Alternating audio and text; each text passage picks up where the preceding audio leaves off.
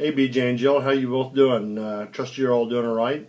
I'm doing fine. I just got your email, so I thought maybe it'd be better to answer you by a video. Maybe that would be a help for you.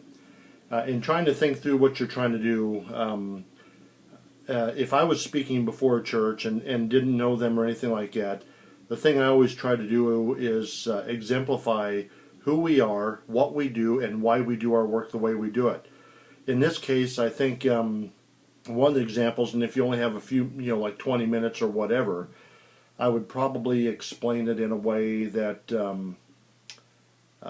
well, give an example.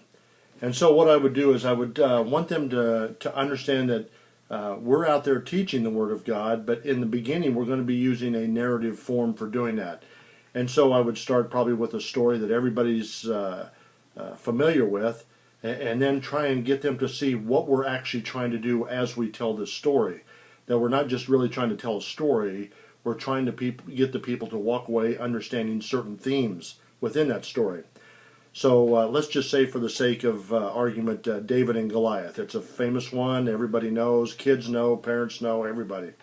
So let's just think about this for a second, where David walks up on this situation. His dad is telling him, he says, "Son, I want you to go and see how your brothers are doing." He says, "Take this cheese and this bread with you to give to their captains," and so on and so forth. So David walks up on this scene in the valley of Elah, and then you've got the Philistines on one side, you've got the Israelites on another. And I think what's happening is he comes up and he walks up on this scene and asks the guys there, he says, "Hey," he says, "what's going on? What's the deal? Here's, you got the army over here, and this big guy standing out in the center." And he said, "What's going on?" He says, "That guy out there, his name is Goliath." He said, "Notice him, he's about 9.5 feet tall. Anyway, he's been dissing our God for the last 40 days.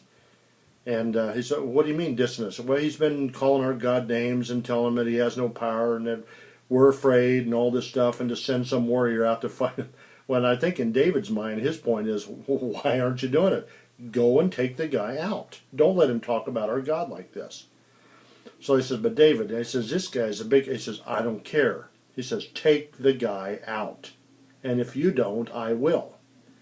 So we don't know who was standing there and who all, we know his brothers were there and we know some other men. And I've often wondered myself whether maybe Jonathan wasn't standing there, because whoever it was had direct access to Saul.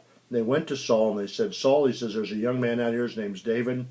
He said he'll take care of this situation for us. He's a fixer," as we would say. So David walks into the tent, and Saul's is there sitting wherever he's at, and he's asking David, he says, "David, what's this I hear about you wanting to take Goliath out?" He says, "Yep." He says, "Let me at him." He says, "I'll take care of this guy once and for all." He says, "But David, you don't understand." He says, "You're just a youth, and this guy's a man of war from his youth." David says, "No problem. Let me at the guy." He says, "I killed a lion and a bear." He says, "I'll take care of this uncircumcised Philistine once and for all." And he says, no one should be talking about our God and about our army like this. He says, "We are the army of God." And he says, "And they're talking about our God." He says, "It's his honor that's at stake here." So what does Saul do? Saul says, "Okay, David," he says, "go ahead and do it. Here's some armor to go out and protect yourself and go fight this battle." So we remember the story of David putting this armor on. And he says, "It hasn't been tested. I can't use this stuff." And so what does he do? He takes the armor off, and he goes and finds something that no man has ever touched in his entire life. In the history of the world, his next set of weapons have never been touched by human hands, and there were 5 smooth stones. And I think with the theme that's being taught right there is that you can't fight God's battles with man's weapons. And so you walk out there, he walks out, he sees this guy, and the guy, he goes running towards Goliath. Goliath comes and says, "Who am I? Am I a dog that you come out to me like this?" What does David say? He says, "You come to me with a sword and a spear and a javelin, but I come to you in the name of the whole Lord of hosts." And he says, "Today I'm going to take your head off of you, that all the earth may know that there is a God in Israel."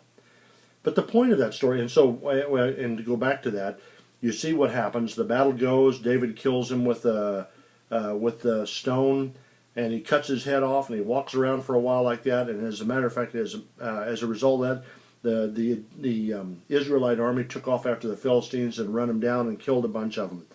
And so you can see where one man's cowardice paralyzed an army, but one man's courage encouraged the army, so they would go after him.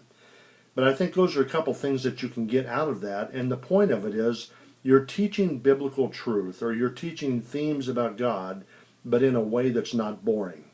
So you're teaching them that we're teaching that God can be trusted, that He has the right to be honored in some of these ways, but not by just telling people that. We're actually showing them examples of that happening. So you're telling a story, but within that story, there's a theme. And the theme is God is great. We can trust God. And the main thing I get from that is if God is for us, who can be against us? So that's what you're wanting to do, I think, if you're wanting to tell a story, is what's the point of the story? There has to be a theme, a moral that comes out of it. Let me give you an example. And I've used this a lot here in Perspectives lately. These are Queen Anne cherry cordials. Now, it doesn't make any difference what brand it is, but or if people don't know what a cherry cordial is, just tell them a chocolate-covered cherry. And I tell them how much I like these things, and how I will get into a box of them, and I'll look at that one, and I'll get that chocolate-covered cherry out there, right there. And you know what I like to do? I always debate on whether I should just bite into it and look at the cherry and the juice and stuff inside, or should I put it in my mouth, let it sit there for a second, get my jaws to start hurting, and then bite in on it. And when I bite on it, all those juices run down in the back of my jaws are hurting even thinking about it right now, because it tastes so good. But this is like what you're trying to do as you teach biblical truth. You've got a cherry inside there. That's what you're going after. But it's wrapped in something that's not boring, which is chocolate. And in the same way, in teaching biblical truth, the way we do it, what we're trying to do is we're trying to get at that cherry, that theme. But that theme is wrapped in something that's not boring, which is a story. And I hope that helps. And if you want any more, I'll be glad to give you a call. But anyway, just use this and then look at it and tell me what you think. Talk to you later. Bye.